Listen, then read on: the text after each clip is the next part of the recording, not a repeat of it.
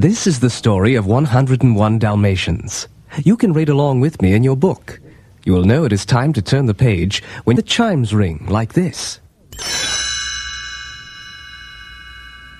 Let's begin now. Hello, my name is Pongo, and I'm a Dalmatian. That's a stylish dog with spots. I live in London with my master, Roger. He's a clever fellow who writes songs all day long. That gets rather dull after a while, but at least we take a walk in the park every day. It was in the park, in fact, that I spotted my perfect mate, Perdita, a beautiful lady Dalmatian. Her owner was a lovely young woman named Anita, but Roger didn't even notice her. I couldn't let this chance go by. Pulling at my leash, I raced in front of Anita. Pongo, where are you? Oh, I beg your pardon, miss. And so you could say that I brought Roger and Anita together. Soon they were husband and wife. Perdita and I couldn't have been happier. After that, life was far from dull. Our first chore was to turn Roger's messy bachelor flat into a real household. It was no easy task. I suppose that's why we hired Nanny, our cook and housekeeper. Soon the place was the perfect home for two couples just starting out. Life was grand. And one day, Perdita gave me wonderful news. Pongo, dear, we're expecting puppies. Finally, the big day arrived. Nanny was so excited. Mr., Mrs., the little ones are here. We rushed into the kitchen. There sat my proud Perdita with 15 adorable puppies. Roger and I danced around the room. Pongo, old boy, congratulations. Then, a harsh knocking cut our celebration short. Nanny opened the door, and there stood Anita's old classmate, Cruella de Vil. Perdita trembled. Oh, Pongo, it's that evil woman. Cruella swept into the kitchen, wrapped in expensive furs. Anita, darling! I heard you were expecting Dalmatian puppies. I'll buy every single one of them. But then, Cruella caught sight of our puppies. Ugh! They're mongrels, Anita! No spots! No, Cruella. Dalmatians are born white. They'll get their spots in a few weeks. Oh! Then I'll take them all. Roger saw Perdita's frightened look. No, we're not selling the puppies. You won't get a single one. Cruella sneered.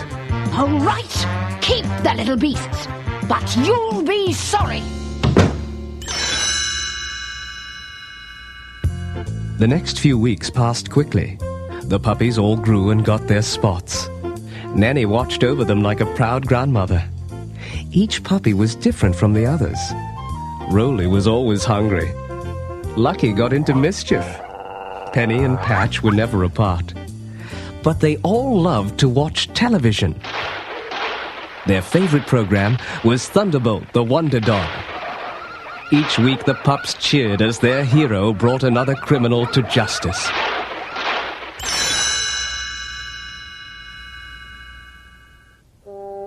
One winter evening, Anita, Roger, Perdita, and I went for a walk in the park. The puppies were left at home under the watchful eye of Nanny. While we were gone, two suspicious-looking men knocked at the door. Excuse me, madam. We are here to read the electric meter. Oh, no, you're not. No, you can't come in here.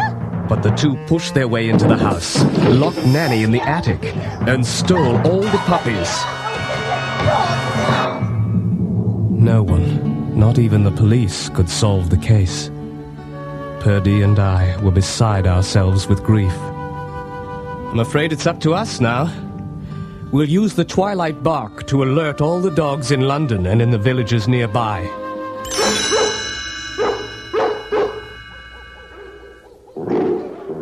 My message passed from dog to dog over the city and through the towns. It was late at night when the call reached the village of Suffolk. An old sheepdog woke up. I say, it's an alert. One long howl, two short, one yip and a woof. 15 little Dalmatians have disappeared. Sergeant Tibbs, the cat, sprang to attention. Colonel, sir, 2 nights past, I heard puppies barking at the old DeVille mansion. Well then, you'd better do some scouting. On the double, Tibbs. Righto, sir. Sergeant Tibbs approached the crumbling mansion. Cautiously, he peeked through a dusty window. I was right. Dalmatian puppies. But there are more here than 15. Actually, there were 99 puppies, plus the 2 crooks, Horace and Jasper, and 1 Cruella DeVille. Finish it tonight. I don't care how you get rid of them. I want my spotted coat by morning. Do you hear? Sergeant Tibbs raced back to report to the Colonel, who sped the message to us in London. Purdy, they have found the puppies at the old DeVille mansion in Suffolk. But it's so far, Pongo, and it's beginning to snow. We must leave right now. Meanwhile, Sergeant Tibbs returned to the DeVille mansion. Luckily, Horace and Jasper were too busy watching television to notice. Puppies, come with me if you want to save your skins. One by one, the puppies crept through a hole in the wall. Tibbs was boosting the last pups out when the crooks spotted them. They're getting away, Horace! At that moment, Perdita and I burst into the house. Snarling and snapping, we kept Horace and Jasper busy, while the pups escaped into the night.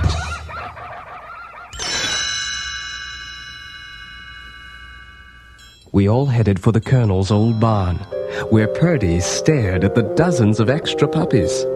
Why would Cruella want so many, Sergeant Tibbs? She was going to make coats out of them, ma'am. She's a devil, a witch. Oh, Pongo, what'll we do? We have to get all the puppies back to London somehow. Tibbs cocked an ear. Colonel, sir, there's a truck heading this way. Horace and Jasper are following our tracks. We'll hold them off to the bitter end, Sergeant. Pongo, you'd better head out the back way. Horace and Jasper stepped right into the Colonel's trap. As the old sheepdog kept them at bay, Captain the Horse took aim and kicked both the crooks right through the barn wall. Horace and Jasper limped back to the mansion, where they found Cruella waiting for them. You fools! Get in the truck and find those puppies! Meanwhile, we struggled across the snowy countryside looking for shelter. A friendly cocker spaniel put us up in a warm dairy barn, but we weren't safe yet. We heard the crook's truck driving by. Perdita was worried. They're looking for us, Pongo. I don't know how we're going to slip past them. Happily fed, the puppies began to play in a pile of coal. Perdita gasped. Why, Pongo, they're all black. Purdy, what a great idea! We'll all roll in the dust and disguise ourselves. Cruella won't recognize us. Meanwhile, the cocker spaniel found us a ride home to London in a moving van. Purdy and I were loading the puppies into the van when Cruella drove by. Unfortunately, a drop of snow fell onto my coat and washed away the soot. Cruella saw me and slammed on the brakes. It's the Dalmatians!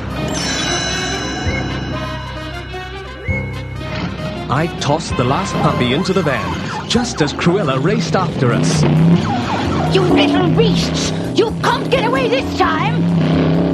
Ranting and raving, she lost control of her car and crashed. Cruella crawled out of the wreck. My coat!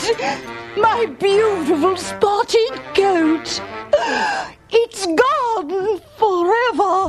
Oh. We were safe at last, and on our way back to London. That evening, Roger heard a scratch at the door. Anita, come here! The puppies are back! Oh, Roger, how wonderful. But there are so many. What will we do with them all? We'll keep them! Roger was so happy, he sat down at his piano to compose a song. Let's see. 99 puppies, add Pongo and Perdita, and that makes 101 Dalmatians.